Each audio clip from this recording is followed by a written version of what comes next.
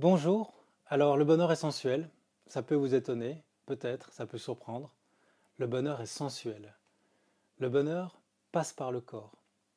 Alors ça peut être étonnant parce qu'on n'y pense pas forcément dans les ouvrages sur le bonheur ou dans les émissions sur le sujet, on ne parle pas beaucoup de sensualité. Alors en fait, moi j'ai une question à vous poser, c'est tout simple, est-ce que vous pouvez par exemple prendre une douche? Est-ce que vous savez prendre une douche comme il faut? C'est-à-dire prendre une douche, vraiment prendre une douche, en prenant plaisir à sentir l'eau qui coule sur votre corps, à sentir le parfum du savon, des savons que vous avez choisis avec des parfums pour pouvoir les humer avec plaisir, à entendre ce bruit de l'eau, à peut-être regarder les gouttes qui tombent. C'est une vraie méditation, c'est un vrai plaisir en fait. C'est un vrai moment sensuel. Ou alors est-ce que vous prenez votre douche de manière hygiénique, simplement parce qu'il faut le faire tous les jours, et vous le faites un peu alors en mode automatique, c'est-à-dire que vous pensez tout le temps à tout ce qui va se passer dans la journée ou à vos problèmes, et vous n'avez pas beaucoup vécu cet instant. Et c'est la même chose pour tout.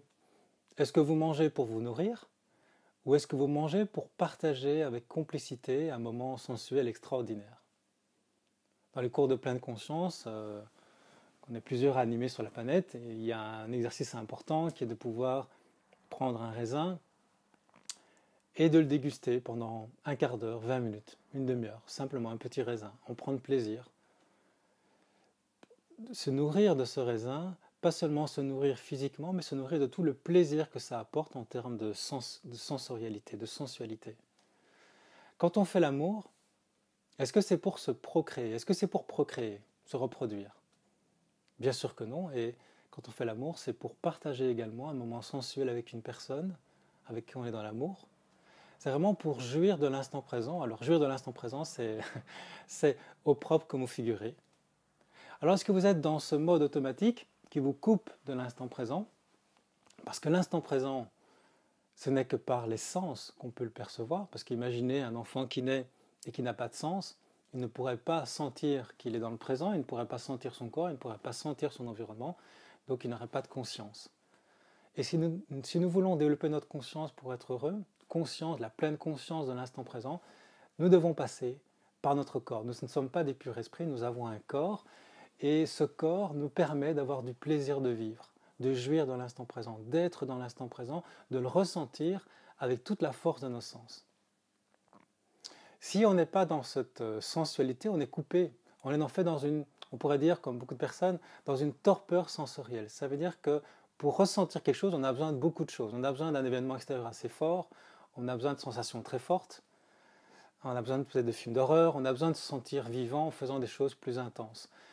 Et si on est habitué à vivre toutes ces petites sensations extraordinaires de la vie de tous les jours, ne fait-ce que de sentir quelque chose, de toucher une couverture, de sentir un parfum d'une seule fleur, de voir des couleurs, de voir dans un univers des nuages qui sont très gris, de voir quelque chose d'extraordinaire dans les dessins, dans les formes. Quelque part, c'est être artiste, c'est voir, euh, tel un artiste, la beauté qu'il y a partout autour de nous. Il y avait un artiste comme ça qui faisait des photos extraordinaires, immenses. C'était des figures, on va dire, abstraites. Et les gens s'extasiaient devant la beauté de ces peintures. Et on lui a demandé, mais qu'est-ce que c'est? Et en fait, ce qu'il faisait, c'est qu'il photographiait des choses très banales du quotidien, un morceau de mur, un morceau d'arbre, et il les agrandissait. Et dans les petites choses, on pouvait voir une beauté extraordinaire. Alors bien sûr, quand on est coupé de son corps, on peut quand même avoir des joies. On n'est pas vraiment dans ce bonheur de l'instant, mais on peut avoir des joies. Je vous en parle parce que parfois, ça peut être une illusion. On a des joies mentales. Par exemple, si vous pensez aux vacances que vous venez d'avoir ou que vous allez encore avoir peut-être, le mois d'août n'est pas terminé, ça va vous procurer une joie, le simple fait d'y penser. Vous pensez à quelqu'un que vous aimez, vous pensez à ce qui va se passer à Noël peut-être déjà, vous l'anticipez, ou ce qui s'est passé il y a quelque temps et vous allez avoir une joie. Ce sont des joies mentales. C'est le mental qui déclenche cette joie.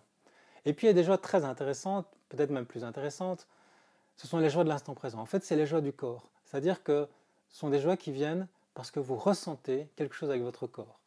Vous frôlez un tissu particulier, vous touchez un arbre, vous entendez le ronronnement d'un chat, vous pouvez voir les nuages qui bougent et vous avez une certaine joie, une joie sans raison, on pourrait dire, un plaisir, un bonheur, quel que soit le mot. Vous avez une sensation agréable de bien-être. qui vient simplement parce que vous êtes connecté à cet instant présent. Alors être sensuel, c'est vraiment une des clés pour être heureux. Qu'est-ce que c'est être sensuel? C'est laisser l'environnement nous donner du plaisir. Et partout où que l'on soit, il y a moyen de ressentir cet environnement et d'en retirer du plaisir, d'en retirer du bien-être, parce que nous sommes faits pour jouir de l'instant présent, et pour ça nous avons 5 sens. Si nous sommes coupés de nos sens, si nous sommes coupés, on n'est que dans la tête, on n'est pas dans notre corps, comme beaucoup de religions malheureusement nous ont invités à le faire, c'est de nous couper de nos sens, de nous couper du plaisir charnel, nous ont culpabilisés, eh bien on va être frustré. Et on voit que ce qui se passe quand des gens sont obligés culturellement, ou par la religion, de se couper de leurs sensations, eh bien ils développent des déséquilibres mentaux très graves. Ça peut aller jusqu'à la pédophilie dans certaines religions, c'est assez connu, on en a beaucoup parlé. Ils développent une certaine rigidité, une certaine froideur. Et c'est tellement important de pouvoir s'ouvrir comme une fleur qui s'ouvre à notre environnement et de le ressentir. Parce qu'être dans le présent, ce n'est pas juste quelque chose qui est mental, qui est rigide, qui est une attention. Ce n'est pas juste être attentif, c'est aussi être attentif et retirer du plaisir de cet environnement. Pouvoir en jouir. Alors ce que je vous invite, c'est ça, c'est de vous traiter comme des artistes, comme une reine, une princesse, un roi, un prince, qui a autour de lui un environnement, un jardin extraordinaire qui peut lui donner du plaisir à chaque instant. Quel que soit l'environnement, vous pouvez, voilà, je suis ici dans mon canapé, je sens, je touche cette couverture et j'ai une certaine sensation agréable. Je vois cette lumière particulière de cette heure-ci. Ici, il est 11h30 du matin. Ce n'est pas la même lumière que ce matin ou que ce sera plus tard. Et j'en profite, elle ne reviendra plus jamais, cette lumière-là. Enfin, plus comme ceci, plus à ce moment-ci où je suis dans cette position. Il y a quelque chose de particulier. Je vois ces couleurs dans le ciel que je regarde pour l'instant à travers la fenêtre. Et je suis en extase devant cette beauté, mais c'est très naturel. C'est comme les enfants le font, émerveillés. Rappelez-vous peut-être quand vous étiez enfant, tout était très vif comme sensation, tout était très clair. Et puis on a pu avoir perdu cette qualité de ressenti du présent. On est rentré dans une sorte de torpeur sensorielle parce qu'on nous a appris à nous couper de notre corps et à rentrer dans le mental, à développer ce mental de manière hyper forte. On est très fort au niveau mental. On est très fort aussi pour ruminer malheureusement, ruminer le passé, anticiper le futur, et donc ça crée des émotions négatives comme la peur ou la tristesse. L'idée, vous voyez, c'est de revenir dans le présent. Alors on entend tous cette phrase, revenir dans le présent, mais comment est-ce qu'on fait? Eh bien tout simplement, vous allez revenir dans votre corps, et je vous invite à sentir le plaisir que vous pouvez retirer de chaque petit instant, que ce soit au niveau du toucher, au niveau de la vue, au niveau des sons que vous pouvez entendre, et même parfois écouter le silence, c'est super intéressant. Il y a toujours quelque chose à écouter, une petite vibration sonore qui passe. Chaque son peut avoir un effet sur nous, comme chaque couleur peut avoir un effet sur nous. Et vraiment l'idée c'est de se réapproprier, de réapprendre à redevenir des enfants qui s'émerveillent avec étonnement de la vie et de chaque sensation que l'on peut ressentir dans tous ces présents, car le présent, il continue à tout instant, le présent est éternel, c'est nous qui passons à travers le temps. Et je terminerai avec cette phrase, cette histoire que Krishnamurti raconte dans 2 de ses livres. Je les ai rajoutés ensemble, je les ai accolés ensemble, mais c'est 2 histoires différentes. Il raconte qu'à un moment donné, il se promenait dans l'Inde, donc il vient d'Inde. Krishnamurti, c'est un penseur, il n'aimerait pas ce mot, mais c'est un maître philosophique extraordinaire qui a beaucoup influencé la philosophie occidentale. Vous pouvez trouver ses livres, c'est assez radical. L'idée, c'est vraiment d'être dans le présent, car le mental nous apporte de la souffrance.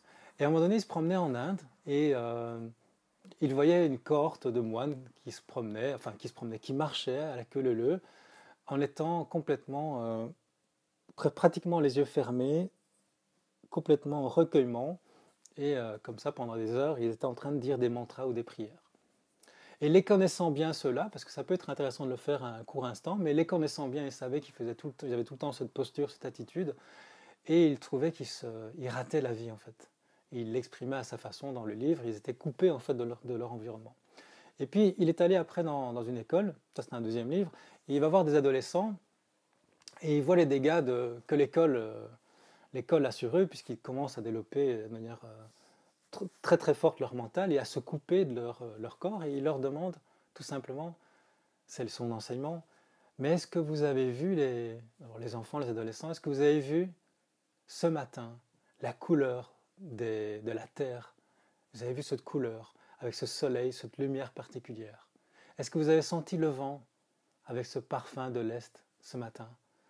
Et il leur pose une série de questions comme ça pour les ouvrir, cette prise de conscience à cet instant présent, à cet environnement qu'ils ont autour d'eux qui peut leur apporter une jouissance extraordinaire. Alors c'est vraiment ce que je vous invite à faire, ce que je vous invite à faire après cette vidéo, c'est toute la journée et puis les jours qui suivent, c'est d'être resté très attentif à votre capacité à ressentir le présent avec vos cinq sens et donc au plaisir que vous pouvez en retirer pour jouir pleinement de cet instant présent. Soyons des artistes, soyons comme des princes et des princesses qui avons à notre disposition un jardin magnifique pour nous faire plaisir. Laissons notre environnement nous donner du plaisir. Ouvrons-nous comme des fleurs à cet environnement. C'est vraiment une des clés du bonheur. Bonne pratique, belle journée à vous, avec plein de sensualité.